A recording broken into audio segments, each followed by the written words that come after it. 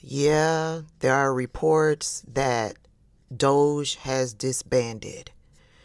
But just because the department has disbanded, it doesn't mean their goals have changed.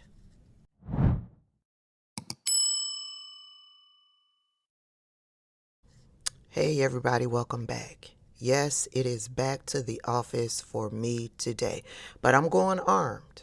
I'm going armed. I got my knee brace, I've got a cane. I purchased a backpack on a splurge shopping trip about a year ago, and that backpack has come in handy. Yes.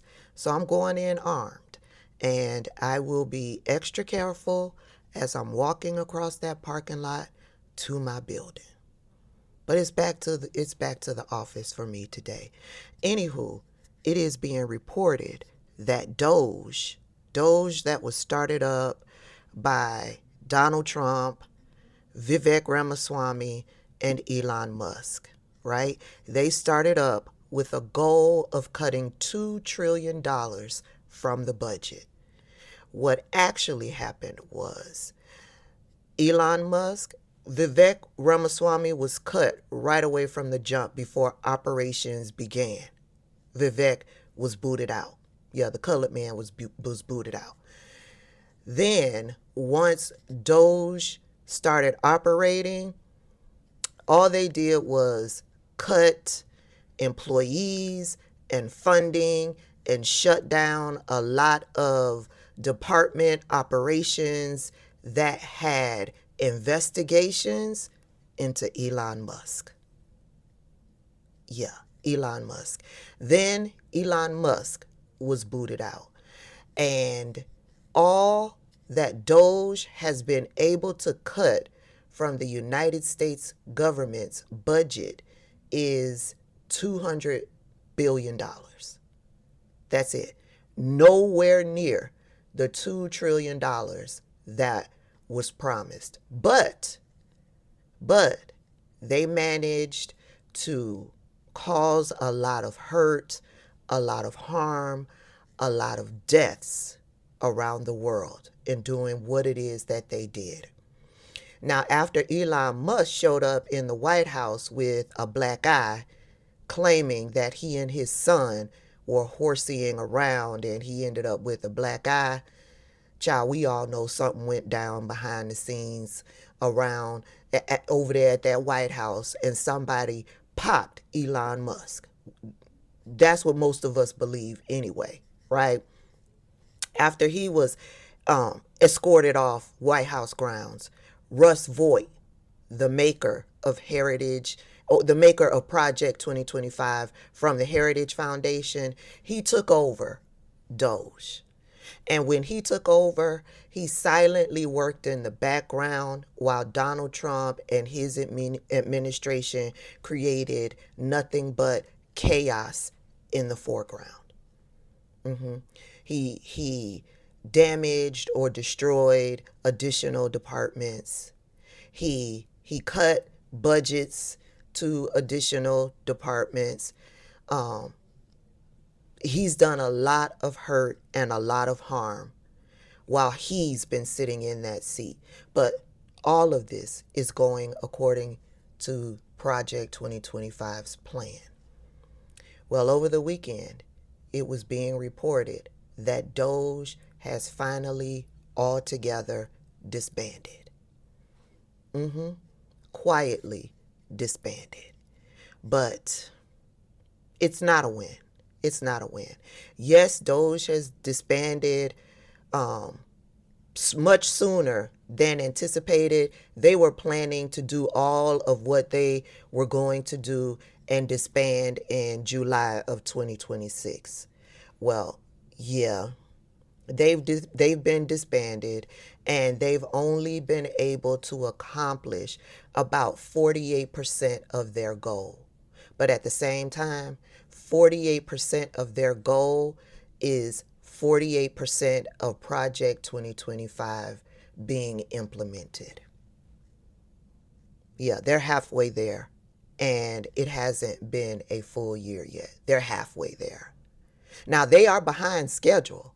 They are behind schedule because of watchdog groups, because of attorneys like the organizations like ACLU, and attorneys like what's his name, Mark Elias. Yeah, they've been able to get a lot of the things that Donald Trump and Russ Voigt and the Heritage Foundation and the Republican Party, what they have tried to implement, they've been slowed down. A lot of what they've done has been overturned. And yeah, they are nowhere near where they anticipated being based on their goals, their plans of Project 2025. So much so that one of the culprits that are silent behind the scenes, Christopher Yarvin, who helped design all of this, yeah, he's talking about how much of a disappointment Donald Trump and his administration have been, and he is in fear of being charged if Democrats take control of the House and in the Senate in 2026. So he's been talking about leaving the country. And I'm sitting here watching Peter Thiel dissolve a lot of his stock positions with Nvidia. I think he dissolved all of those. He sold off all his stock with Nvidia. He sold off all of the rest of his stock in Tesla. And I'm sitting here watching Peter Thiel and the moves that he's making and wondering if Peter Thiel will also be finding another country to call home. With all of this said, I want y'all to remain vigilant. I want y'all to continue to use your voice, continue to share my videos, continue to watch independent news media content creators like myself, like Coach D Speaks, like the Midas Touch. There's so many of us out there. Political Sis. There's so many of us out there. Continue to watch us. Continue to search and research to get the truth about what is going on.